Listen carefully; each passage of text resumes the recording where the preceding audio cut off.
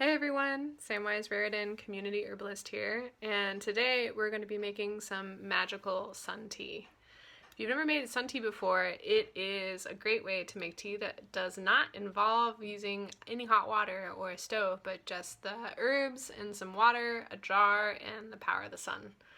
So let's get started.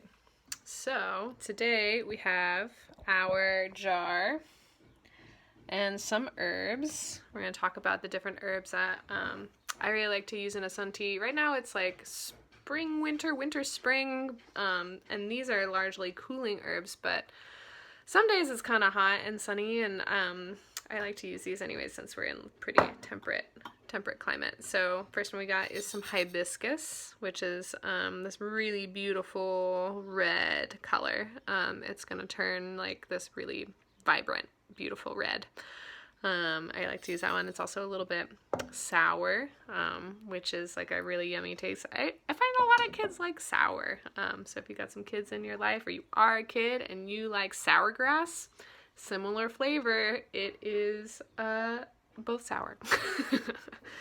And then in my sun tea, I really like to go for like calming, relaxing, and like beautiful. I really like floral sun teas. So that's not everybody's jam. My sister is like, I do not want to drink flowers, and that's okay. You do not have to drink flowers.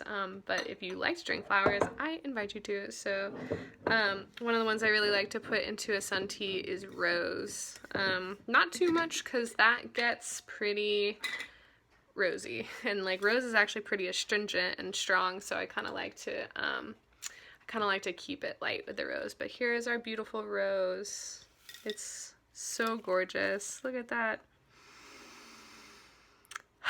Smells really nice. It's just like, yeah, a beautiful floral, heart-lifting quality. And then I'm also going to put some lavender.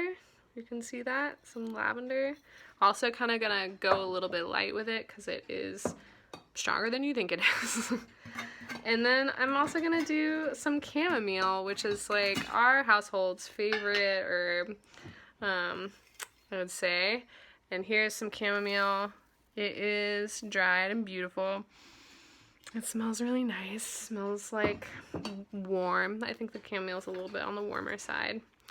So yeah, we're going to add those together to a jar. And because I really enjoyed teaching herb making in a way that is magical, we're going to do this with some intention and with some good feelings.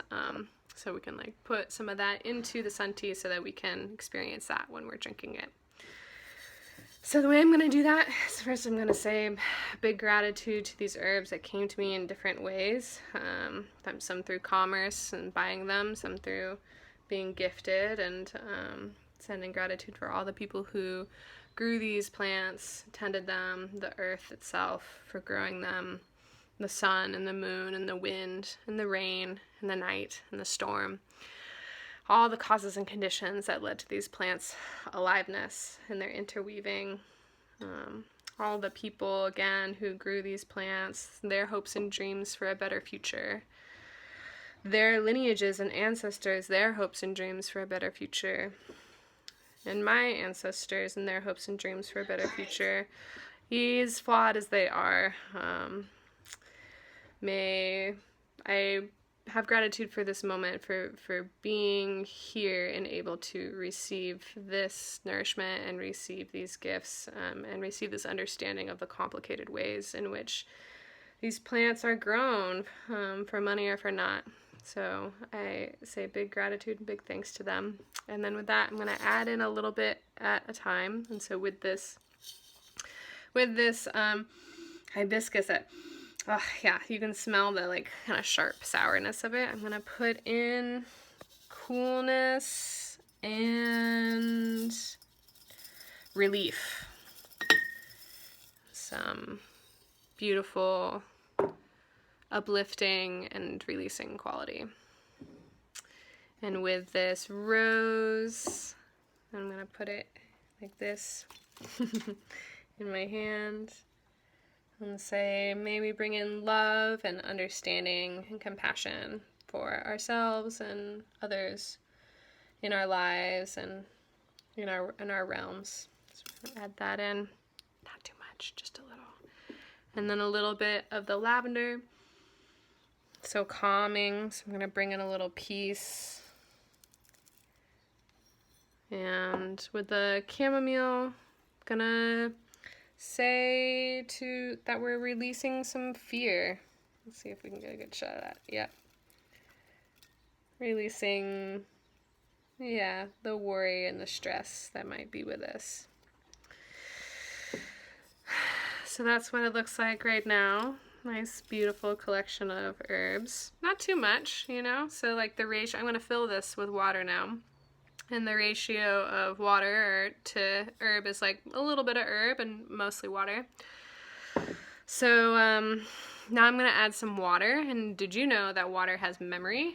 It remembers the emotion and like the feeling around it. So even though this water is going to come from my tap, it comes from Hetch Hetchy, and this water comes from the earth and comes from the ground, and I'm going to give big gratitude to this water. That is the foundation of life and the aliveness in my body. And I am going to bring in the intention of joy and fluidity and ease. So here's my magical tap water.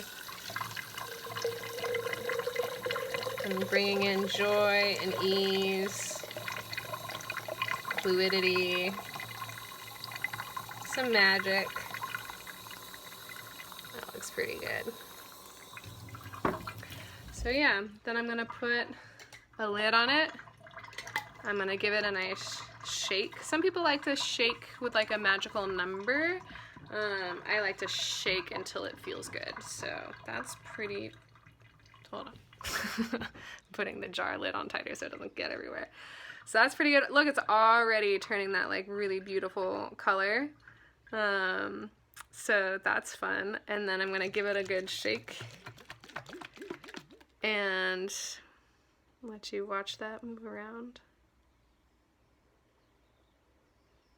What's really cool is that the hibiscus it floats to the top and then it gets full of water and then it falls to the bottom. You can kind of see that.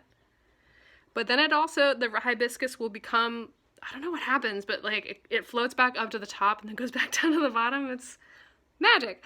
So we're gonna put this in the window so that the sun energy can infuse it a little bit. Like that, like so, like that. Yep. And then when it's ready, we'll strain it out.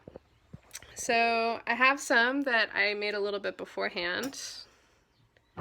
And it's a little darker. The longer it sits and like the more hibiscus you use, the darker it's gonna get. But this is just like a little bit more time. So what I'm gonna do is I'm gonna strain it into another jar.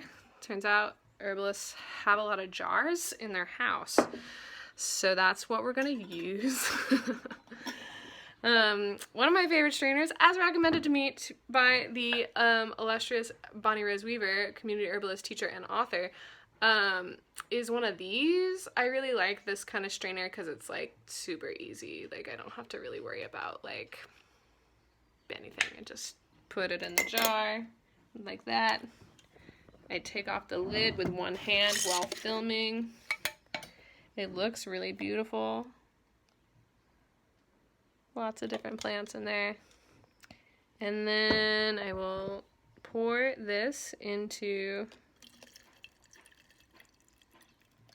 And so what I like to do with this sun tea, because it's pretty tart and like to kind of add to the refreshingness, is I like to mix it with a little bit of sparkling water, and that's like one of my favorite fancy drinks. So that's what I'm going to do right now. I don't have like a preference of sparkling water. Right now we have this one and that's what we're going to use. So it turns out it's really hard to unscrew lids when you're trying to film yourself at the same time.